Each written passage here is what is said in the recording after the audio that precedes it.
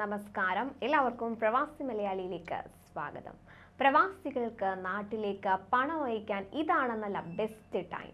Indian രൂപ തകർച്ചയുടെ പുതിയ റെക്കോർഡുകൾ തീർത്തതോടെ നാട്ടിലേക്ക് പണം അയക്കുന്ന തിരക്കിലാണ് പ്രവാസികൾ. എക്കാലത്തെയും വലിയ മൂല്യമാണ് ഇപ്പോൾ നാട്ടിലേക്ക് പണം അയച്ചാൽ പ്രവാസികൾക്ക് കിട്ടുന്നത്. രൂപയ്ക്കെതിരെ ചരിത്രത്തിലെ ഏറ്റവും ഉയർന്ന നിലയിൽ ഗൾഫ് കറൻസികൾ എത്തിയതോടെ നാട്ടിലേക്ക് പണം അയക്കാൻ ഈ അവസരം ഉപയോഗപ്പെടുത്തുന്ന തിരക്കിലാണ് പ്രവാസികളെല്ലാം.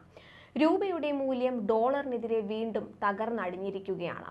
ഇന്ന് ഇന്ത്യൻ രൂപയുടെ മൂല്യം $1 82.42 എന്ന നിലയിലേക്കാണ് എത്തിയിരിക്കുന്നത്.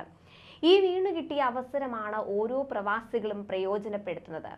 വായ്പകൾ അടച്ചു തീർക്കാനുള്ളവർക്കും വിവിധ വായ്പകളുടെ EMI അടയ്ക്കാനുള്ളവരുമൊക്കെയാണ് ഇപ്പോഴത്തെ ഈ സാഹചര്യം ഏറ്റവും അധികം ഗുണം ചെയ്യുന്നത്. വെള്ളിയാഴ്ച UAE ദിർഹത്തിന് 22.49 ആണ് വിനിമയ നിരക്ക്. ഒരു സൗദി റിയാലിന് 22.03 രൂപ, ഖത്തർ റിയാൽ 22.69 രൂപ, ഒരു ബഹ്റൈൻ ദിനാറിന് 219.72, കുവൈറ്റ് ദിനാറിന്റെ മൂല്യം 266.40 രൂപയിലും എത്തി. ഒമാൻ റിയാലിന്റെ മൂല്യം 214.54 രൂപ കടന്നു. ഇതോടെ നാട്ടിലേക്ക് പണം അയക്കാൻ പ്രവാസികളുടെ തിരക്കേറിയിരിക്കുകയാണ്. രൂപയുടെ വിലയിടിവ് പരമാവധി ഉപയോഗപ്പെടുത്താനുള്ള തിരക്കിലാണ് ഗൾഫ് രാജ്യങ്ങളിലെ പ്രവാസികൾ.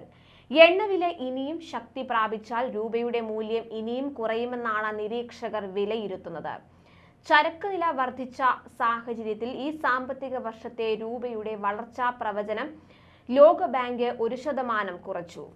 ലോകബാങ്ക് ഇന്ത്യയുടെ GDP വളർച്ചാ പ്രവചനം 7.5% നിന്ന് 6.5% വെട്ടിക്കുറച്ചു.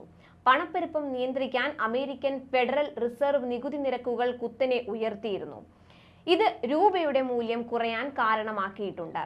ഡോളറിനെതിരെ വരും ദിവസങ്ങളിൽ ഇന്ത്യൻ രൂപ 83.5 രൂപ വരെ ഇടിയുമെന്നാണ് വിദഗ്ധരുടെ വിലയിരുത്തൽ.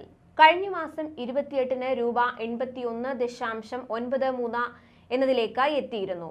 രൂപയെ തകർച്ചയിൽ നിന്നും കരകയറ്റാൻ റിസർവ് ബാങ്ക് ഓഫ് ഇന്ത്യ ശ്രമിക്കുന്നുണ്ടെങ്കിലും ഉടനടി ഒരു പ്രതിഫലനം വിപണിയിൽ ഉണ്ടായേക്കില്ലെന്നാണ് വിലയിരുത്തൽ. നിലവിൽ കമ്മിയിലായ ബാങ്കിംഗ് സംവിധാനത്തിലെ അപര്യാപ്തമായ പണലഭ്യതയാണ് RBIക്ക് കറൻസിയുടെ തകർച്ചയെ രക്ഷിക്കാൻ കഴിയാത്തതിന്റെ ഒരു കാരണം. എന്തായാലും ഈ അവസരങ്ങൾ പരമാവധി പ്രയോജനപ്പെടുത്തുന്നത് പ്രവാസികളാണ്. കൂടുതൽ പ്രവാസി വാർത്തകൾക്കായി ഈ ചാനൽ സബ്സ്ക്രൈബ് ചെയ്യൂ.